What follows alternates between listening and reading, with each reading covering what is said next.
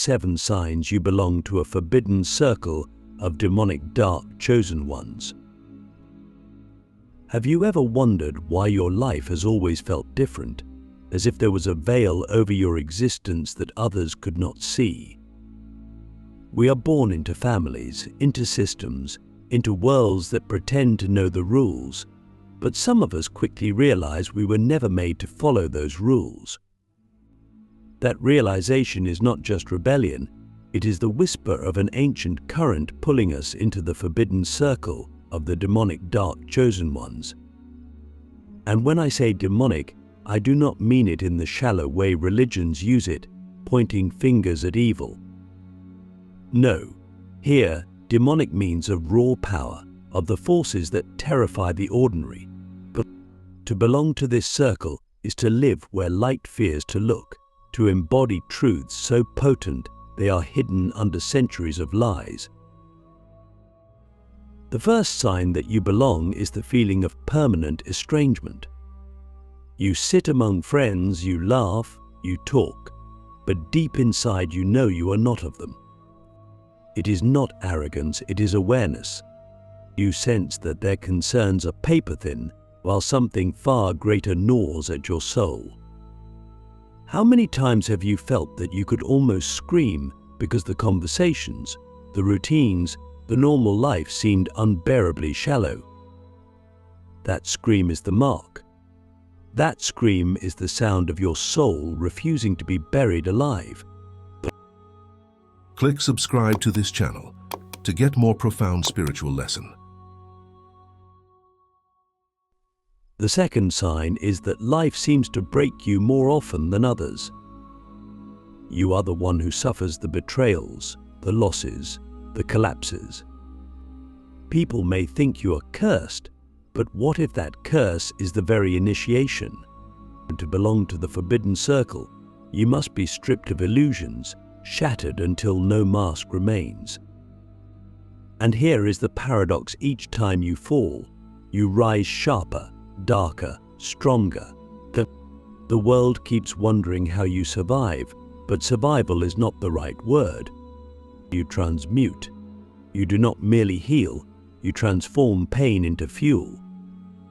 Ask yourself right now, how many times have you endured storms that would have destroyed another? The third sign is the hunger for forbidden knowledge. Others may run from the shadows, but you are drawn to them. You are not satisfied with half-truths. You dig until your hands bleed. You question morality, religion, authority. And though society calls this dangerous, you feel alive only when you touch the forbidden. Why? Because your soul remembers. You remember that truth is never found in the safe, but in the abyss. And if you belong to this circle, you know that the abyss is not just darkness, it is where the deepest light hides. The fourth sign is the power of presence. Have you noticed how people react when you walk into a room? Some are fascinated, some are afraid, some try to challenge you without even knowing why. That is because your aura is not neutral. It is the vibration of someone who has walked too close to the veil. It unsettles those who have built their lives on fragile illusions. And sometimes, even without speaking, you expose others. They feel seen in a way that terrifies them, because you carry the mirror of truth, and truth burns. The fifth sign is the war inside you. Every day feels like a tension between the light you were taught to follow and the shadows you secretly know are yours. And sometimes you ask yourself, am I wicked, or am I simply awake? This is the riddle only the chosen ones live with.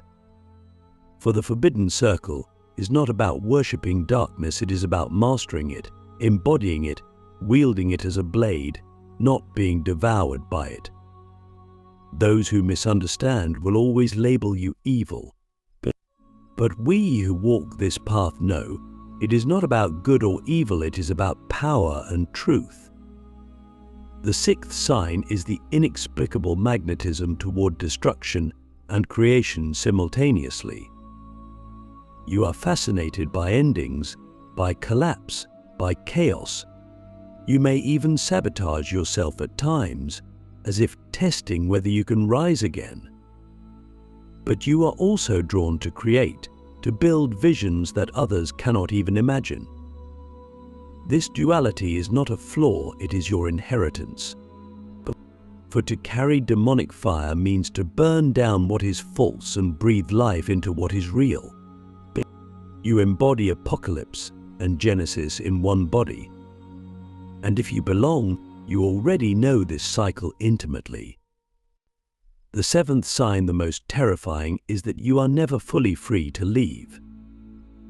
You can try to run from your path, bury yourself in ordinary life, numb yourself with distractions, but the circle always calls you back.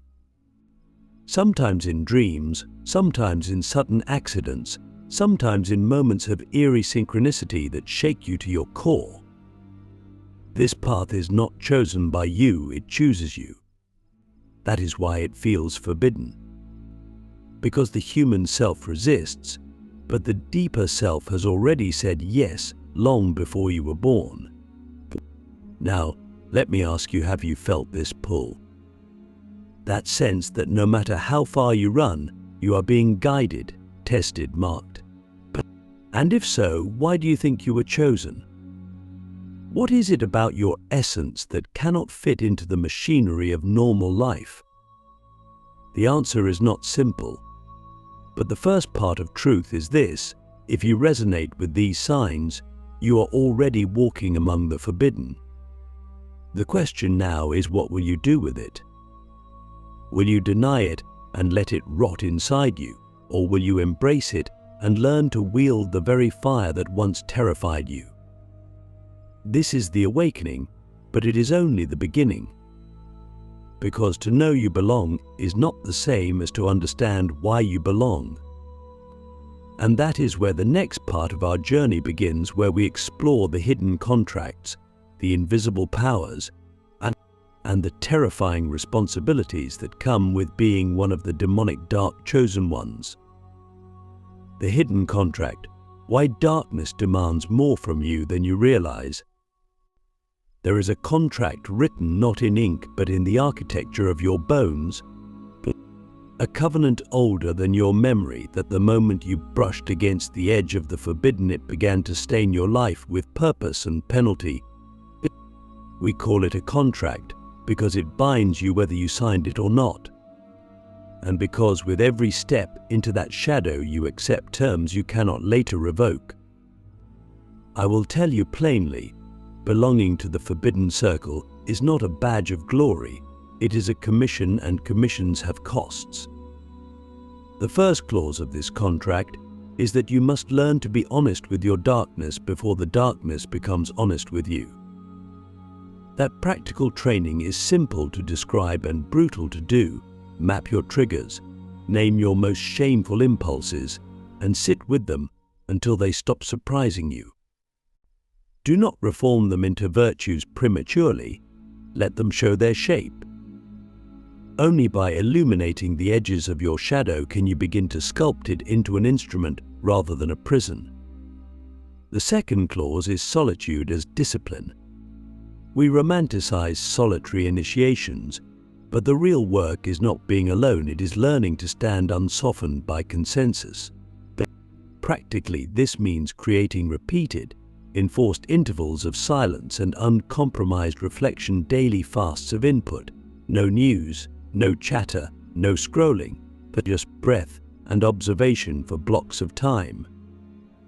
In those intervals you will discover the voice that called you to the circle, and you will also learn the price. Relationships will thin, conveniences will fall away, prayers, and people will mislabel your discipline as cruelty. Accept this loss as tuition, it is cheaper than a life spent bargaining for mediocrity. The third clause is authority over fear. The circle does not remove fear, it repurposes it. You must practice transmuting fear into strategy instead of allowing it to become an excuse. A practical exercise: when you feel paralytic dread, write the exact worst-case scenario in one sentence, but then list 3 actionable next steps you could take within 24 hours. You do this until your nervous system registers fear as a signal rather than a verdict. The 4th clause is responsibility for consequences. Every act of intensity you unleash will impact others, sometimes innocents. If you are tempted to romanticize chaos, I demand you temper that romanticism with accountability. Practical accountability looks like naming the people who will be affected by your moves and taking concrete measures to mitigate harm before you act. The 5th clause is stewardship of power. Power without stewardship becomes tyranny, and tyranny eats the soul. We train stewardship through small, repeated commitments. Keep your promises about the tiny things, manage your money transparently, and cultivate rituals that return what you take from the world: a deliberate gift, a public confession, a work of service. These build the neural architecture for larger-scale ethical use of force. The 6th clause is the hunger for initiation.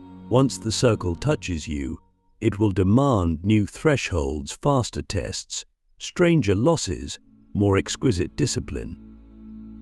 Do not be surprised or resentful.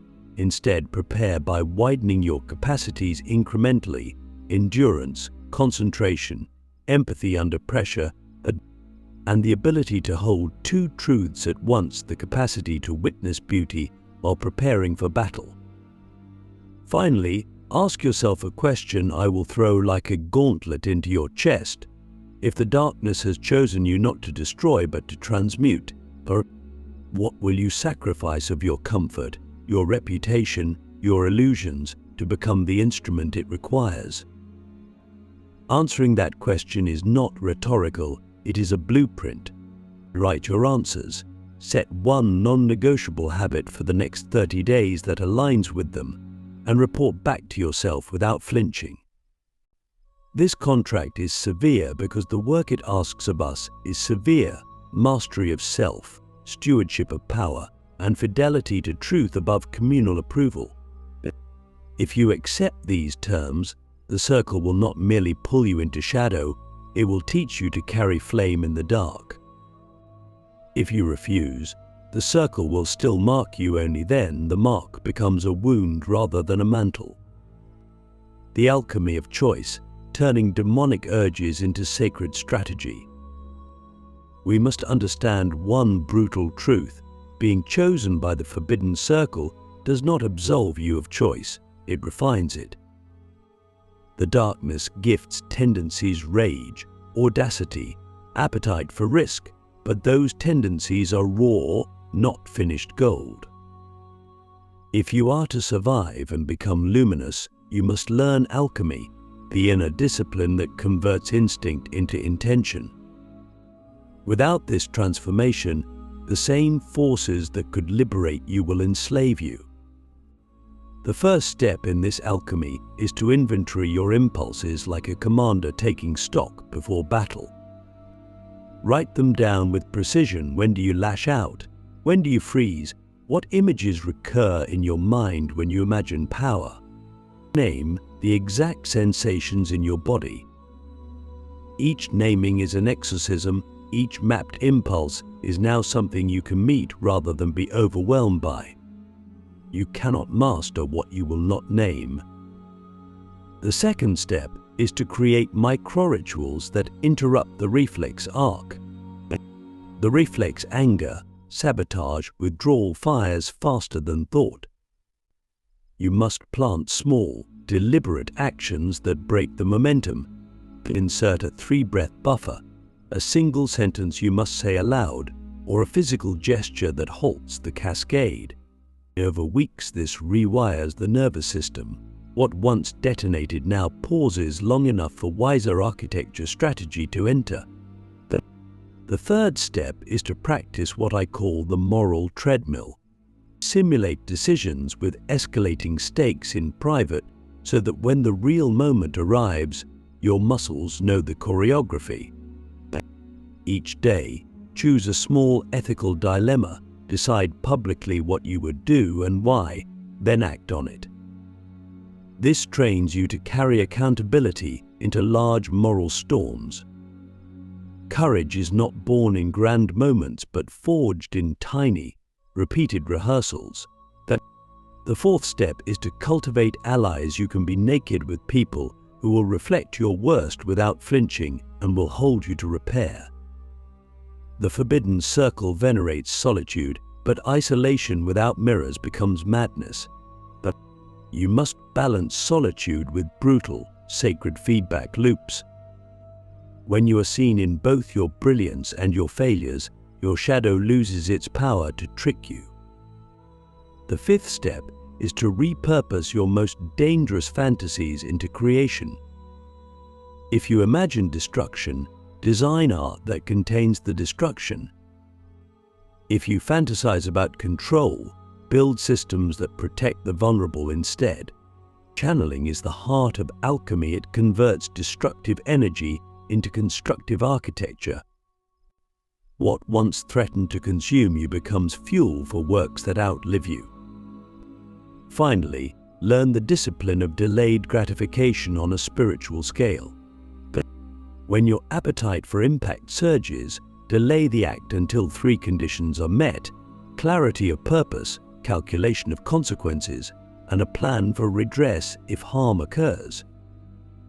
This rule is the hinge between demonic impulse and godlike stewardship. And to live by it is to wield power without being corrupted by it. Ask yourself now, what single pattern in your life would change if, instead of acting on its first surge, you waited until you could answer those three conditions? Write it down. Make the wait non-negotiable for 30 days. If you fail, confess to someone who cares and try again. The alchemy of choice is not mystical. It is a disciplined practice of mapping, interrupting, simulating, sharing, channeling, and delaying. Do this and the demonic tendencies in you become instruments of radical transformation rather than instruments of ruin. Refuse it, and those tendencies will shape you into what you fear most. Are you willing to do the work? The final revelation, carrying the forbidden flame without burning yourself. The forbidden circle does not choose you for comfort. It chooses you to carry a flame that others cannot hold, a flame that can scorch or sanctify depending on how you wield it. By now you understand the estrangement, the contract, and the alchemy of choice.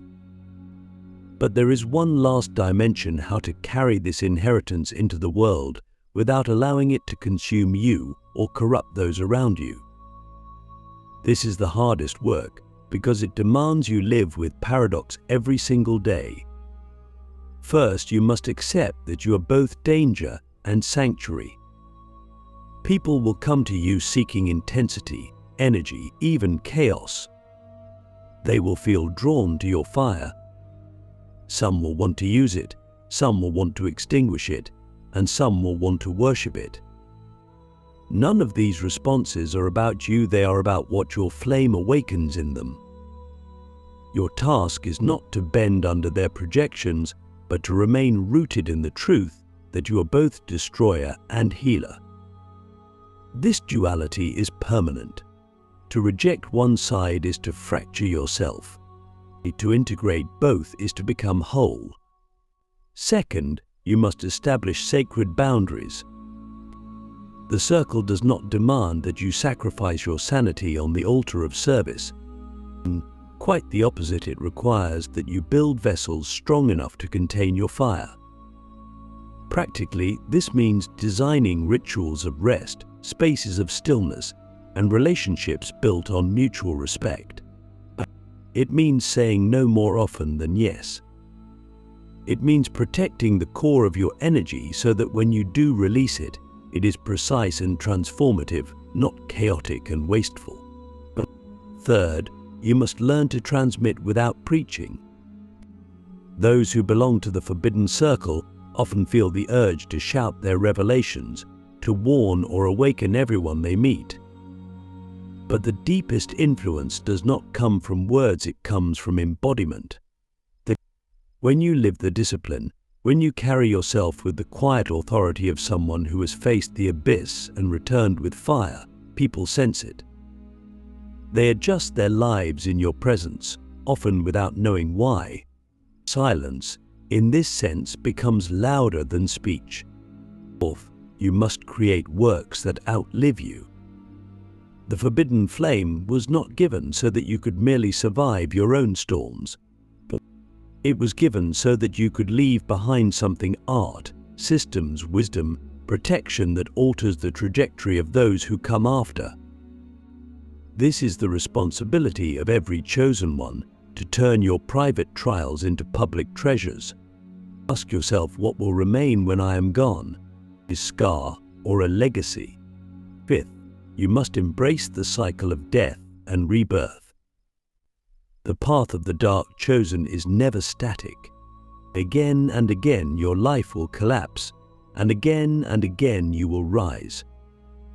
Do not resist this rhythm, it is the pulse of your initiation. Each death strips away another layer of illusion, each rebirth arms you with sharper clarity. When you stop fearing the collapse, you step into a power that cannot be broken. Finally, you must remember that the flame is not yours alone. It is older than you, larger than you, and it will continue after you are gone. You are a steward, not an owner. This humility protects you from arrogance and keeps you aligned with the truth. When the burden feels too heavy, remind yourself you were chosen not because you were flawless, but because you were willing. And so I ask you this last question, now that you know the 7 signs, the hidden contract, the alchemy of choice, and the responsibility of carrying the flame, what will you do with it? Will you bury it, letting fear and denial smother it until it turns into poison? Or will you rise, even trembling, to become the one who holds the forbidden fire with grace, with clarity, with unshakable purpose? The world does not need more people hiding from their darkness. It needs those who can walk into the night and emerge carrying light forged in shadow. That is what it means to belong to the forbidden circle of the demonic dark chosen ones. And if you are here, if these words burn inside you, then you already know you were born for this.